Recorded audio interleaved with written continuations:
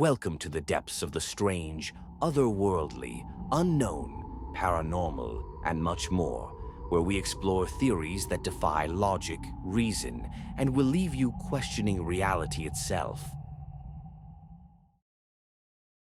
It seems like my last video on lizard people got quite the attention, so in this video we'll get a little deeper into this theory. If you are watching this, it's most likely because of curiosity, or because a small part of you believes there could actually be reptilians or lizard people living among society that secretly influence humanity. Now, there is no scientific proof that reptilian humanoid beings exist. But then again, what can we really believe nowadays? This theory blends ancient mythology, religious ideas, and modern suspicion of governments and powerful institutions. For many people, the patterns and signs it all points to feel pretty damn unsettling. At the center of the alleged reptilian bloodline theory is a simple claim.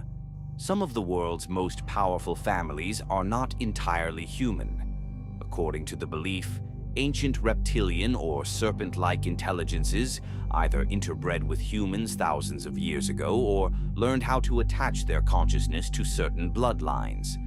These hybrid descendants allegedly rise to positions of authority in politics, finance, royalty, and entertainment.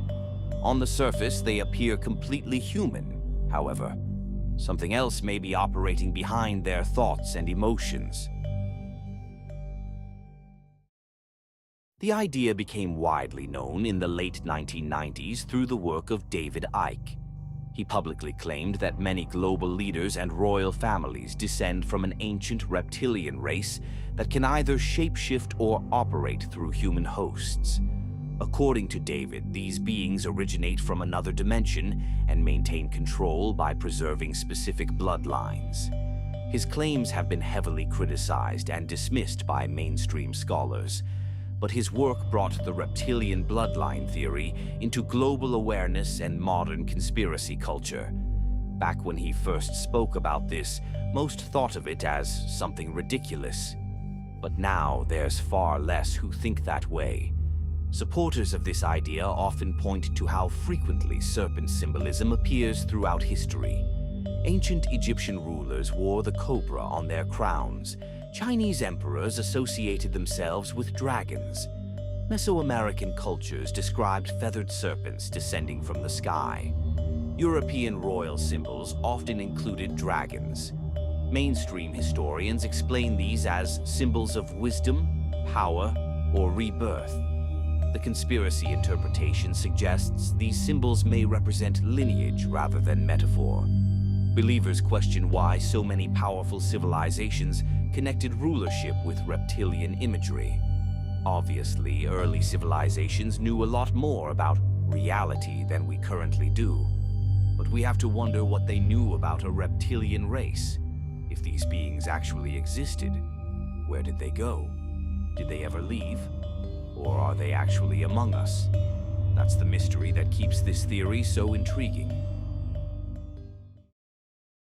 Another piece of the theory references the work of neuroscientist Paul D. MacLean, who introduced the concept of the reptilian brain in the 1960s. This part of the brain governs survival instincts like aggression, dominance, and territorial behavior. Science considers it a normal part of human evolution. However, theorists reinterpret it and suggest this region could function as a biological interface, making humans capable of hosting non-human consciousness, proposing that certain individuals may operate far more heavily from this primitive center than others. In this view, the balance between empathy and instinct is tipped, leaving a personality that feels detached, cold, and predatory. Conspiracy-minded interpretations suggest this could explain why some people appear to shift between normal social behavior and something far darker, almost like a split identity emerging under stress or opportunity. This heightened reptilian dominance might manifest in the most ruthless psychopaths, individuals capable of manipulation, violence, or cruelty without remorse, as if the human emotional layer is suppressed and the survival-driven predatory impulses take control.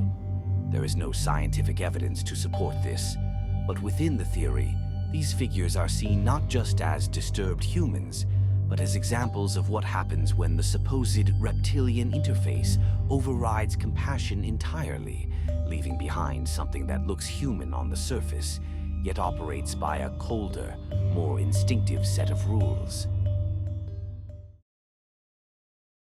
Unlike science fiction stories about physical transformation, most modern versions of the reptilian theory focus on possession or integration. The claim is that these entities exist slightly outside the visible light spectrum. Humans can only see a small fraction of reality. Infrared and ultraviolet light are real, but invisible to us without instruments. Based on that fact, believers argue that consciousness itself might operate beyond what we can perceive.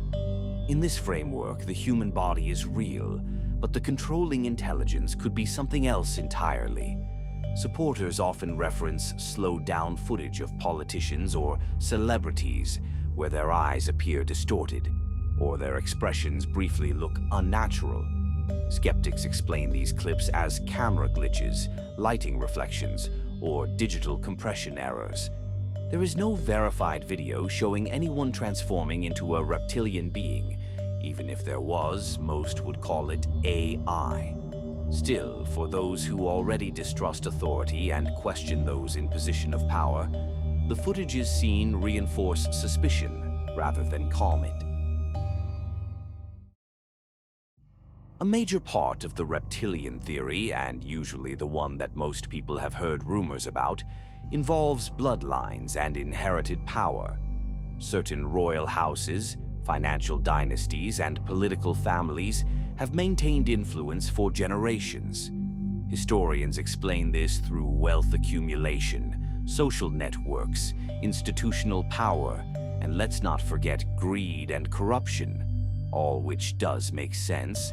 But the bloodline theory offers a different explanation. It claims these families preserve genetic traits that allow easier integration with non-human entities. According to the narrative, not everyone in the family is aware of it. Activation supposedly occurs when someone reaches extreme levels of power. Again, there is no scientific evidence supporting this idea, but supporters of the theory point to the obsession that these families don't see themselves as equals to the rest of humanity, but as something superior, caretakers or even rulers of a system designed long ago. And if that belief were truly ingrained, then the most disturbing part isn't the existence of reptilians hiding in the shadows. It's the possibility that the people shaping the world might genuinely believe they were never fully human to begin with. And that is dangerous for us humans. Some versions of the reptilian theory claim these entities feed on emotional energy, particularly fear, anger, and conflict, which are amplified during wars, economic instability, and constant media-driven chaos.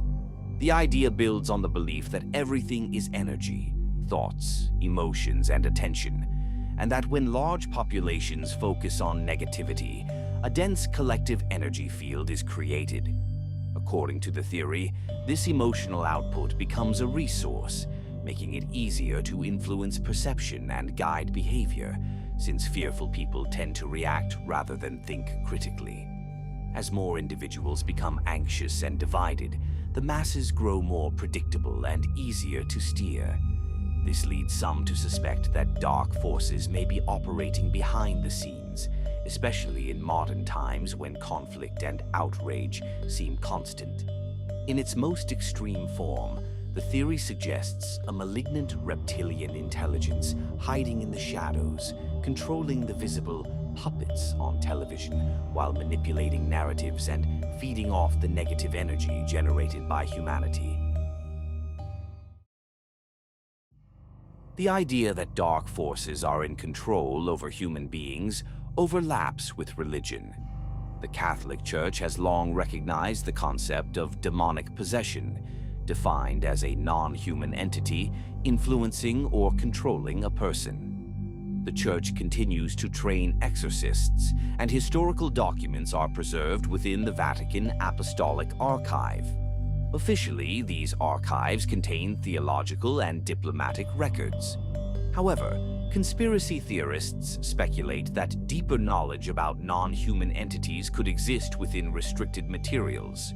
The connection some people draw is this: what religion has historically described as demonic possession might be interpreted in modern terms as interdimensional integration. In ancient times, people described serpent gods.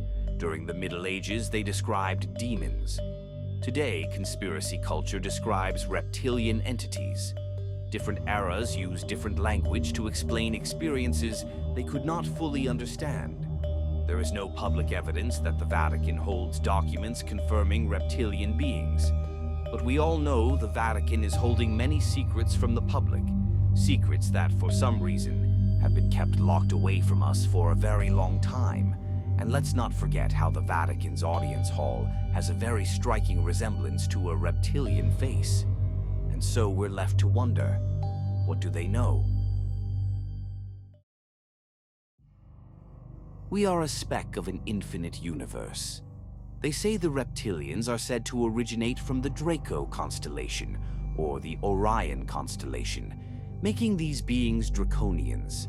An idea that has quietly circulated through ancient myths, conspiracy circles, and even pop culture.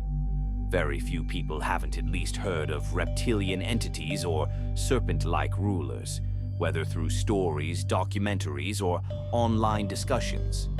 Across cultures, similar descriptions appear, often linking them to power, hierarchy, and control. Some believe in coincidences and some don't. I definitely don't, whether viewed as mythology, psychological projection, or hidden truth. The reptilian bloodline theory continues to circulate because it taps into a powerful question. What if the people at the top are not entirely what they appear to be? And if something were operating behind positions of global authority, hidden in plain sight, what would we even do about it? That's it for this video. I'm interested to know your own theories and thoughts, so please do share them in the comments. I'm also open to video ideas, so feel free to let me know. If you enjoy my videos, then please like, comment, and subscribe for more. Thank you as always. And don't forget to keep questioning reality.